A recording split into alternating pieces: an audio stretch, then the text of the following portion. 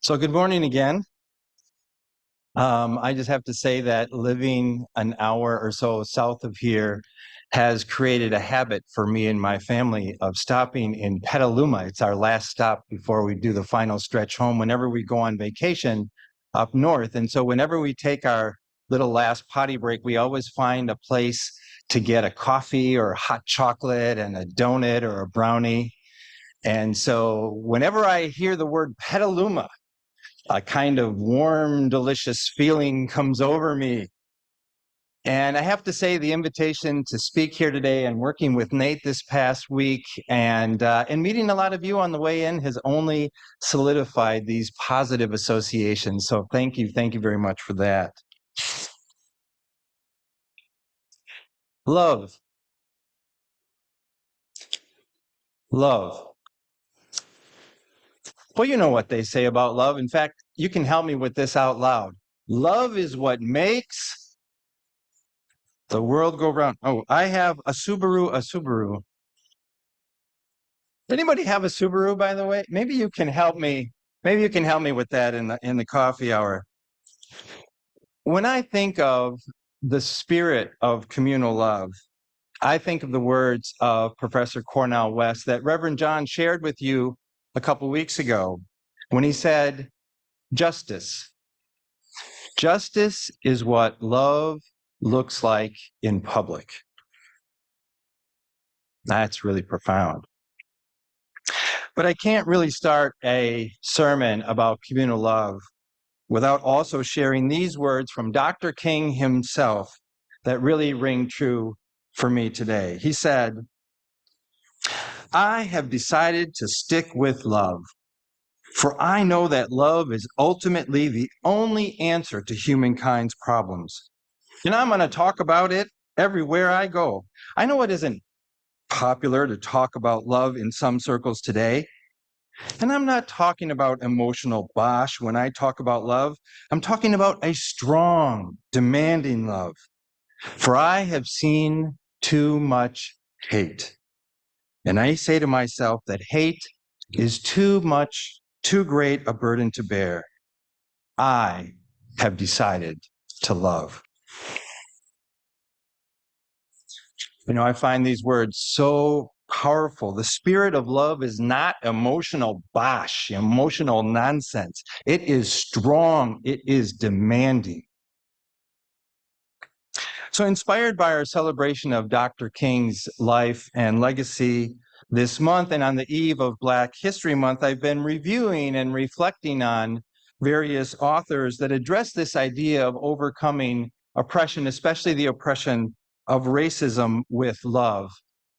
And while I'm not going to lay out a roadmap or give you a recipe this morning, I was able to collect together what I would call nuggets of wisdom.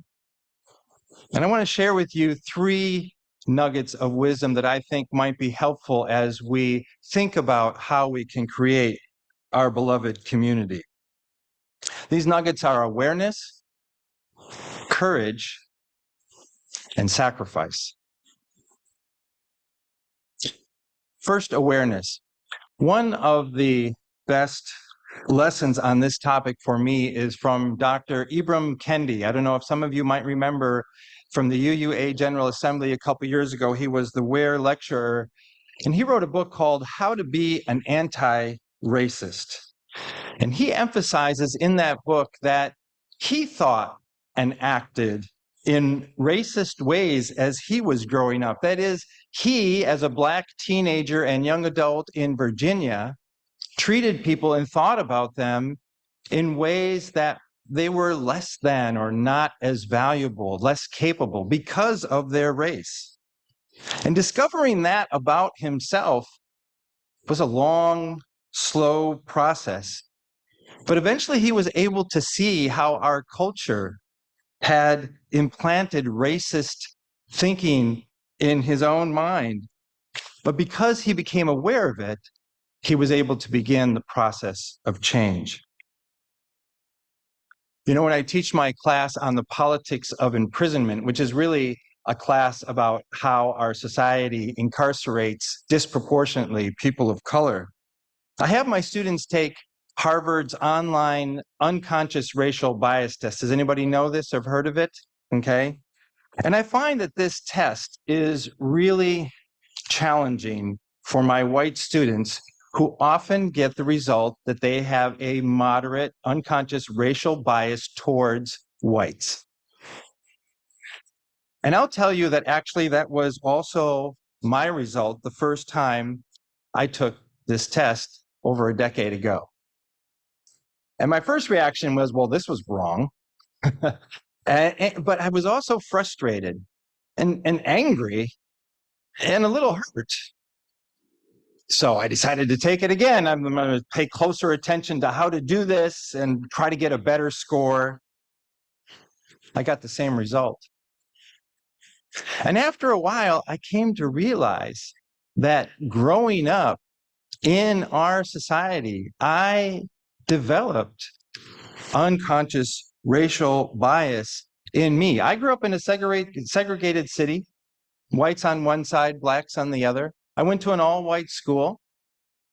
And the media messages from friends, and yes, even from family members, all implanted racist notions in my thinking.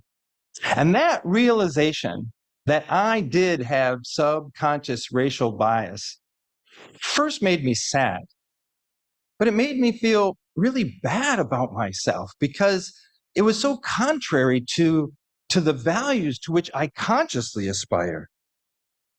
But with that realization, I also was able to begin the process of changing how I think and how I act. And now it's my turn to help a lot of my students get through that same process today.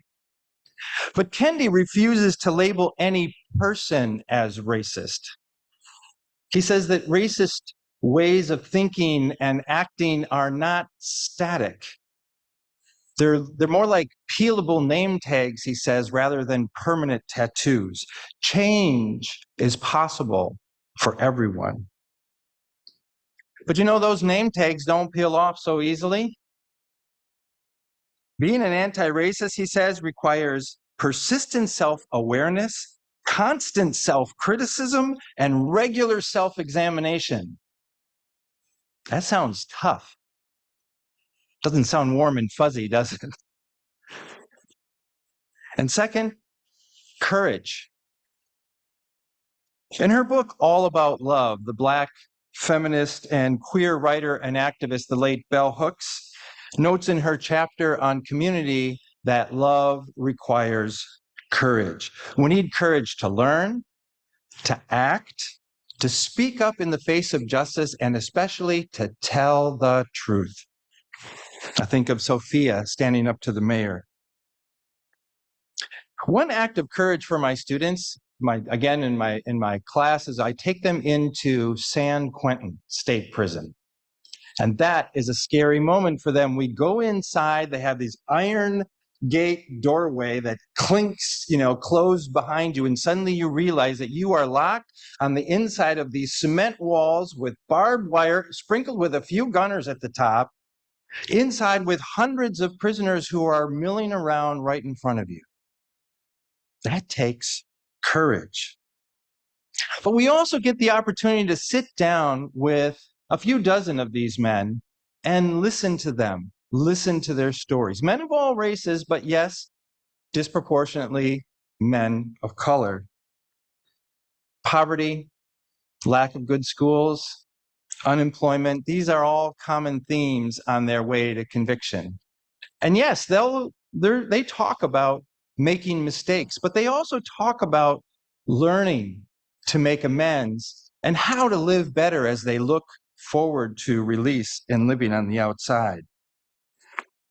That is always amazingly powerful experience for my students. One of my students at the end of the last semester came up to me and said, "Oh my gosh, Professor Ahnen, thank you for this course. I would have never gotten into prison without you."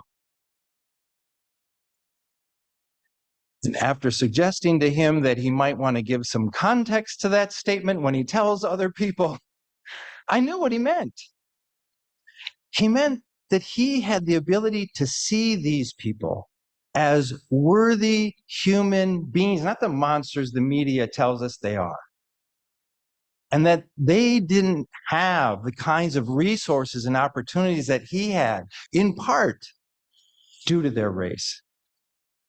This was a key step for him in understanding and coming to that knowledge and appreciating that, a vital step in his way of achieving communal love.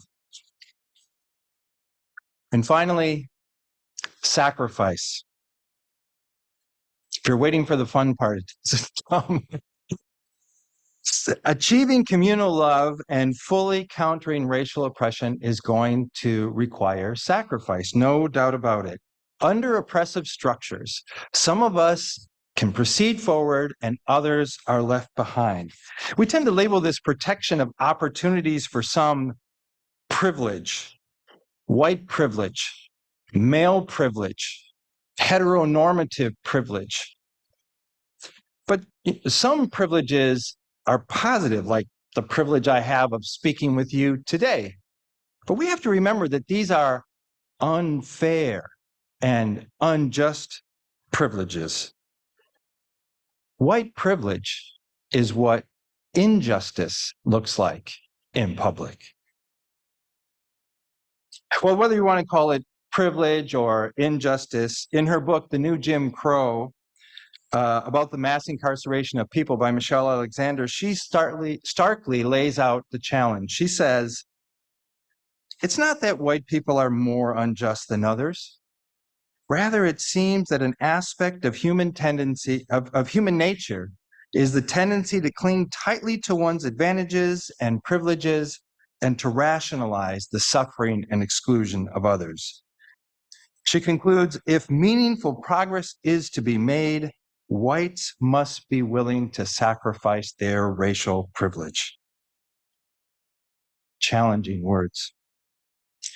I believe this includes reforming our hiring and promotional practices across the board to be intentionally more diverse, more equitable, more inclusionary. It includes providing more equitable funding mechanisms for our schools and neighborhood development. If we don't change our practices, we won't get a different result. Communal love is real, and it can be real hard. The spirit of communal love starts with awareness, careful, thoughtful, time-consuming, self-introspection, a process that can be painful and mess with our egos.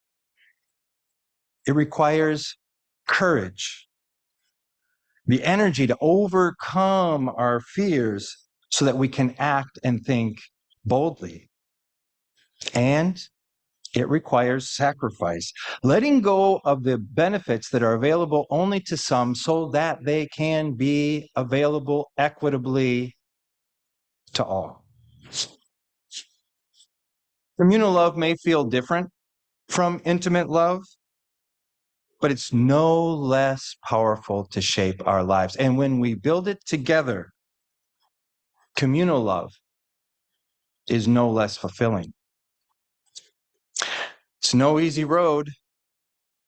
You know, my late Uncle Gene had a tagline to his email that said that a lot of people pass up a good opportunity because it comes dressed in blue jeans and looks like hard work.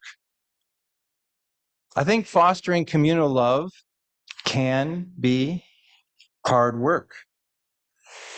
Don't expect cards or flowers or boxes of chocolate. But the good news is that it's also a good opportunity.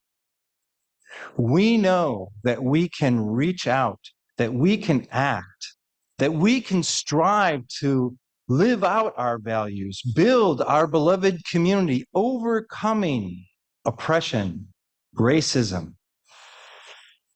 And we can do this in the spirit of communal love. May we be the ones to make it so.